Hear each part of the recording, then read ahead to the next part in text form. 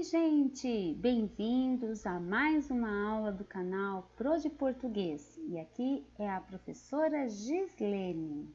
Você sabe o que é mitologia e para que ela serve? Tipologia textual, já ouviu falar? Então, cola comigo que você passa de ano. Bora aprender? Nós vamos trabalhar então a apostila, né? Caderno do Aluno, do 8º ano, volume 3, parte 1. E eu convido vocês a irem até a página 19. Aqui na página 19, nós vamos começar a nossa primeira situação de aprendizagem, que se chama Mitologia e Atualidade. Para começarmos, vamos ver o que é mitologia. No dicionário, procurando o significado dessa palavra, nós teremos dois significados. O primeiro é conjunto de mitos sobre a origem e a história de um povo, suas divindades, antepassados e heróis. Neste sentido, nós podemos dizer que há várias mitologias, então. Então, tem a mitologia grega, a mitologia romana, a egípcia, a nórdica. O segundo significado é estudo dos mitos. Então, aqui, nesse segundo significado, mitologia é então uma ciência que estuda os mitos e a relação deles, né, com os seus povos. Voltando aqui para a página 19, por que então essa situação de aprendizagem se chama mitologia e atualidade? É porque, ora, nós estudaremos textos que tratarão de temas fictícios, de histórias inventadas, e ora nós estudaremos textos que tratam da nossa realidade atual. Agora, na página 20, nós vamos começar a nossa primeira atividade dessa sequência de aprendizagem. É chamada Entre Labirintos. Para nós começarmos, então, a nossa aventura, deixe nos comentários o que você acha que é labirinto. Se você já ouviu alguém falar essa palavra, ou se você mesmo já a usou, qual foi o sentido que você ou essa pessoa utilizaram? E na escola, em alguma atividade sua ou de qualquer uma outra disciplina, você já usou a palavra labirinto? Então eu coloco esse desafio para vocês e deixe nos comentários. Antes de começarmos a nossa leitura do texto, vamos observar essa figura, um labirinto, um mosaico romano, né, que representa aí o Minotauro, que é este que está no centro, dentro de um labirinto. O labirinto, né, ele serve aqui, nessa figura, uma espécie de armadilha. Quem entra nesse labirinto dificilmente consegue sair.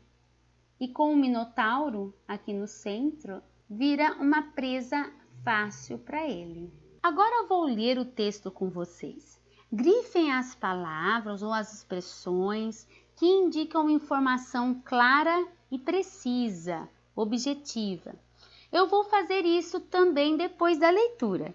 E daí a gente vai comparar se você e eu grifamos quase as mesmas palavras ou expressões, ok? A palavra labirinto na língua portuguesa tem origem no termo latino labirintos. Na antiguidade, de acordo com a mitologia, os labirintos eram criados para aqueles que neles entrassem não pudessem mais sair. Eram usados como proteção a locais que deveriam permanecer inacessíveis para pessoas não autorizadas. Verdadeiras armadilhas mortais. A mitologia grega apresenta um dos labirintos mais famosos da história, o labirinto de Creta. O rei Minos o construiu para manter aprisionado seu filho Minotauro, que nascera metade homem e metade touro. De acordo com a mitologia, Minotauro foi morto pelo herói Teseu, que conseguiu sair do labirinto graças ao fio de um novelo de lã usado para marcar o caminho, o qual foi dado a ele por sua amada Ariadne. A palavra labirinto pode ser usada em sentido figurado, significando outra coisa, ou seja, dando a noção de algo confuso ou de difícil compreensão. Labirinto também é o nome de uma estrutura da orelha interna, responsável por nossa audição e equilíbrio. Esse texto foi escrito por Marcus Hoff. Eu espero que durante a leitura vocês tenham grifado as expressões ou as palavras com um sentido claro e objetivo. Vamos agora verificar se a gente anotou a mesma informação? Então, olha aqui, no primeiro parágrafo, eu tenho essa expressão aqui, ó, logo no comecinho, tem origem no termo latino labirintos, na primeira linha aqui. Então, olha, quando ele fala a palavra labirinto na língua portuguesa tem origem no termo latino labirintos, é uma informação objetiva, ok? Depois, na segunda linha aqui, eu tenho, de acordo com a mitologia, os labirintos eram criados para aqueles que nele entrassem e não pudessem sair. Olha só, eu tenho aqui, presta atenção, olha, essa expressão que eu grifei começa com de acordo com a mitologia. Isto é uma paráfrase. O que é uma paráfrase? É uma recriação de um outro texto, mas mantendo a mesma ideia, a mesma lógica. Não é uma palavra do autor. O autor apenas está parafraseando algo que diz a mitologia. No segundo parágrafo, vamos lá. A gente tem a mitologia grega apresenta, olha, outra informação objetiva e clara. Um dos labirintos mais famosos da história, o labirinto de Creta. Então, notem, não é uma informação inventada, é uma informação objetiva, real. No terceiro parágrafo, vamos ver aqui, ó. Olha como ele começa. De acordo com a mitologia, de novo, nós temos a paráfrase. De acordo com a mitologia, Minotauro foi morto pelo herói Teseu, que conseguiu sair do labirinto. Na verdade, é quase esse parágrafo todo. É quase não, é o parágrafo todo. No quarto parágrafo, a gente tem aqui, quando ele fala, a palavra labirinto pode ser usada em sentido figurado. Também é uma expressão aí objetiva, clara. E o quinto parágrafo, olha lá, labirinto também é o nome de uma estrutura da orelha interna responsável pela nossa audição e equilíbrio. Também é o parágrafo todo. Então, notem bem, olha, essas expressões e até o uso da paráfrase que a gente viu, aqui, nos apontam claramente para três informações básicas desse texto. Preste atenção. A primeira informação é a linguagem. Qual a linguagem que foi utilizada aqui? E a gente consegue perceber que é uma linguagem objetiva. E o que é uma linguagem objetiva? É um estilo de escrita simples e eficiente que permite ao leitor entender facilmente a informação. A gente percebe que esse texto não é difícil, A gente consegue entendê-lo muito bem. A segunda informação básica que essas expressões nos apontam, que tipologia textual é. E, consequentemente, aí está a terceira informação. Qual a sua finalidade? Então, notem, quando a linguagem, eu consigo, através dela, perceber qual é o gênero textual ou a tipologia textual desse texto, eu também consigo já logo de cara verificar a sua finalidade. Então, olha, para vocês compreenderem o que são tipologias textuais e tirar as suas conclusões sobre qual tipologia textual é esse texto que a gente acabou de ler, eu vou falar rapidamente delas. Então, fazendo uma breve revisão das tipologias textuais. A gente tem aqui 4 tipos textuais: o narrativo, o descritivo, o injuntivo e o expositivo. O narrativo, qual é a função dele, a finalidade dele? É contar uma história. O descritivo apresenta os detalhes de tal forma que conseguimos idealizar a imagem na nossa cabeça. Então, o descritivo é apenas descrever com detalhes algum objeto ou algum cenário. O injuntivo também é chamado de instrucional. Qual é a função dele? É orientar o leitor de como se faz algo. Aí a gente tem receita de bolo, a gente tem receita médica, a gente tem manual de instrução. Então, tudo isso regula o comportamento do leitor, direciona o que ele deve fazer, orienta. E o expositivo apresenta uma ideia. E eu vou falar mais dele no slide seguinte. Texto expositivo, a gente tem 2 tipos básicos, que é o expositivo informativo e o expositivo argumentativo. Então, olha, esse primeiro aqui, o expositivo informativo, a finalidade dele é transmitir informações sobre algum tema. Ele não coloca opinião, ele não coloca juízo de valor, ele apenas apresenta, transmite uma informação.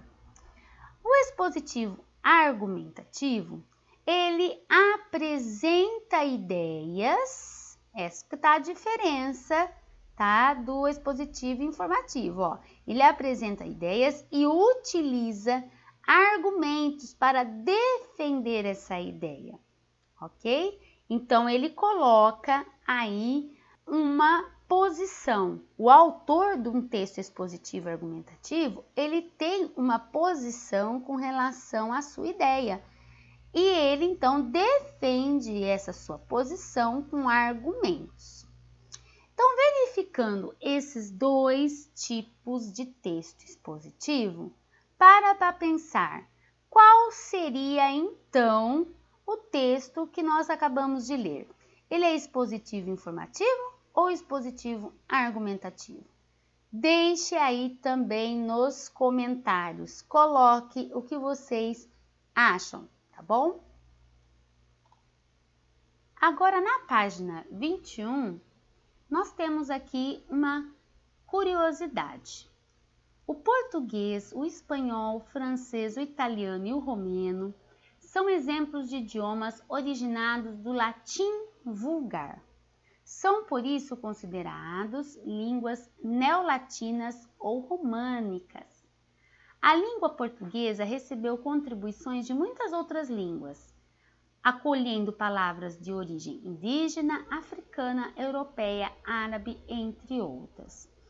Bom, o que é latim vulgar? Era o latim que as pessoas falavam na época, porque existia 2 tipos de latim. O latim clássico, que era o latim escrito, que era um latim só falado pelas elites da época, e também existia o latim vulgar. É chamado de vulgar porque era um latim mais popular. Então, o português e todas essas outras línguas se originaram do latim falado e não do latim escrito. Essa é apenas uma curiosidade. Vamos para a questão número 1. Após a leitura do texto 1, responda as questões propostas. Letra A. Qual é a finalidade desse texto? Olha, gente, quem colou comigo até agora vai saber responder certinho essa questão. A gente verificou os tipos de texto. Agora, só você tem que pensar qual é a finalidade desse texto. Primeiro, você tem que identificar que tipo de texto é, ok? Identificou o tipo de texto, você vai conseguir também colocar qual é a finalidade. Letra B. Pesquise os significados possíveis para a palavra labirinto. Como que você vai fazer essa pesquisa? Eu vou te mostrar agora. Então, a gente começa sempre, né, no Google. Eu vou escrever aqui a palavra que eu quero procurar. Isso vocês podem fazer com qualquer palavra. Então, eu coloco aqui, labirinto, significado. O Google, como vocês já sabem, ele já dá aqui logo de cara um possível significado. Só que eu quero mostrar para vocês aqui que eu gosto muito, que é esse dicio, tá? .com.br, e também tem esse dicionário priberam.org, que também é muito bom. Eu vou abrir esse primeiro aqui, tá? Para que vocês possam ver. Olha aqui, é muito interessante esse dicio, porque ele dá significados para a palavra e também coloca exemplos e dá significados no sentido figurado. Olha aqui, ó, construção de muitas passagens ou divisões. Esse é o primeiro significado, é um significado exato, digamos assim, da palavra labirinto. É o significado original. Depois ele começa, desenho ou traçado que imita o labirinto. Aí, ó, anatomia. Anatomia é do corpo humano. E aí ele coloca ouvido interno. Figurado são os outros sentidos que a palavra labirinto pode ter. Então, aqui ele coloca disposição complicada de ruas e travessas.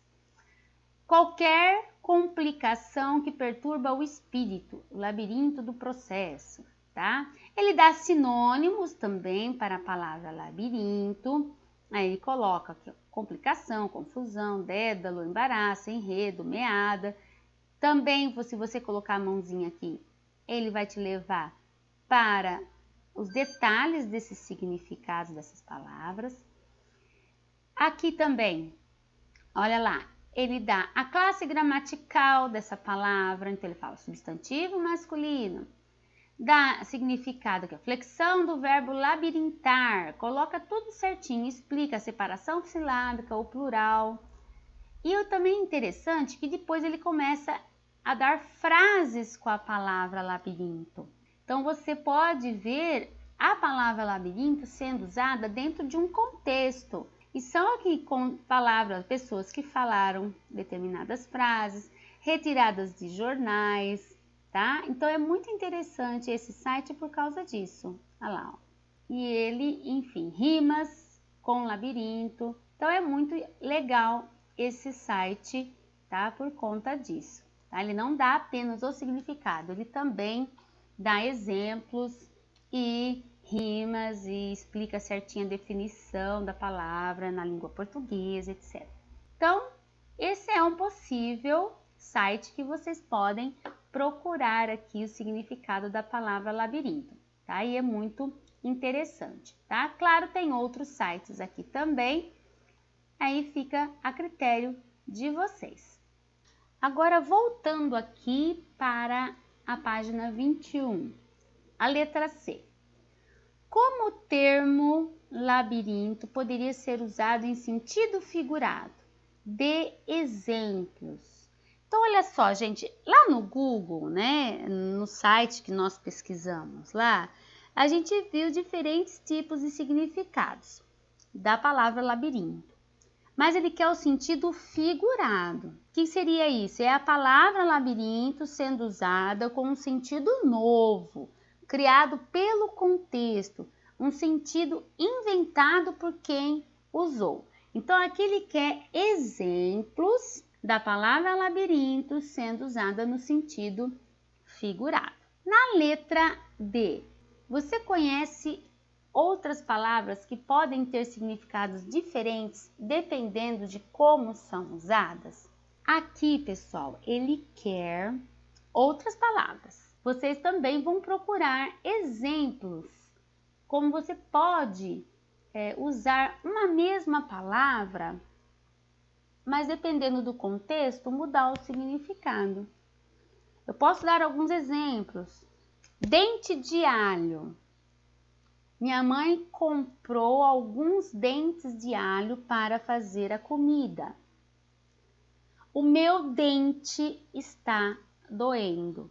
Notem, né? Eu usei a palavra dente, mas o meu contexto faz com que a palavra mude de significado. Letra E. Por que labirintos está grafada em itálico no texto?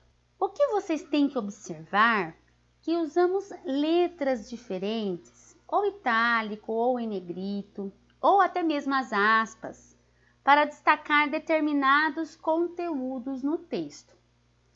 Porém, aqui que a gente tem que prestar atenção, dependendo do que vou destacar no texto, eu vou usar um determinado recurso.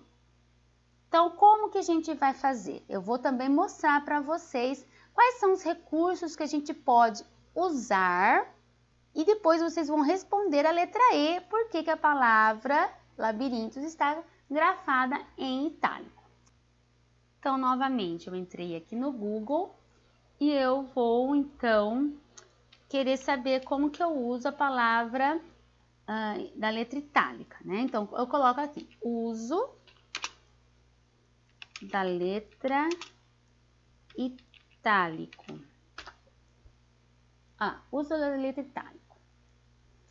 Aqui também eu tenho várias informações. Eu tenho que tomar cuidado com que site que eu vou olhar. Eu gosto muito de olhar sites de universidade. Aqui, ó, PUC-Rio. Vamos ver lá.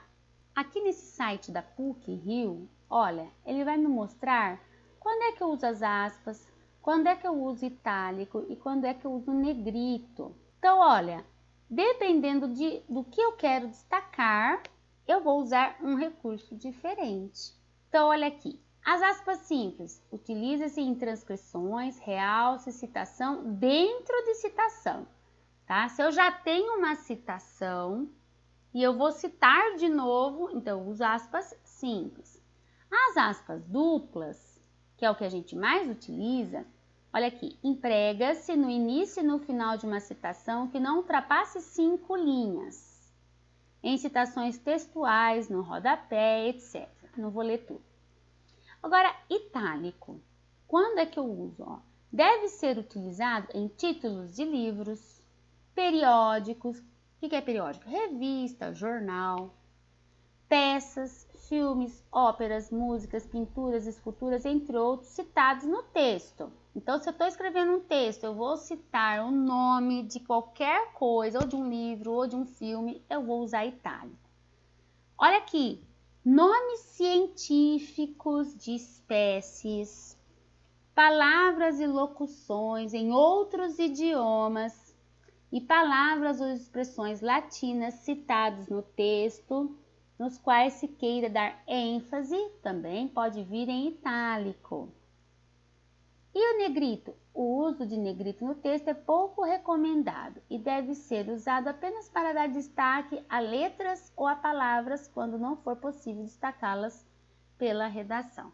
Então, notem, agora a gente volta lá para o nosso exercício e vocês vão então pensar por que a palavra labirinto foi escrita em itálico, ok?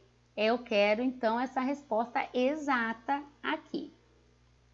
E o que estudamos até aqui? Né? Nós vimos nesta aula de hoje o que é mitologia, para que ela serve, a revisão dos tipos textuais, uma revisão bem rápida, os diferentes significados das palavras de acordo com o contexto que aconteceu com o caso da palavra labirinto, que a gente viu, e o uso de itálico para destacar uma palavra dentro da frase. Eu espero que vocês tenham gostado. Dê um like se você gostou. Se você não gostou também, não tem problema, dê o seu dislike. Compartilhe o vídeo, inscreva-se no canal, divulgue o conhecimento. Um beijo a todos, até a próxima aula.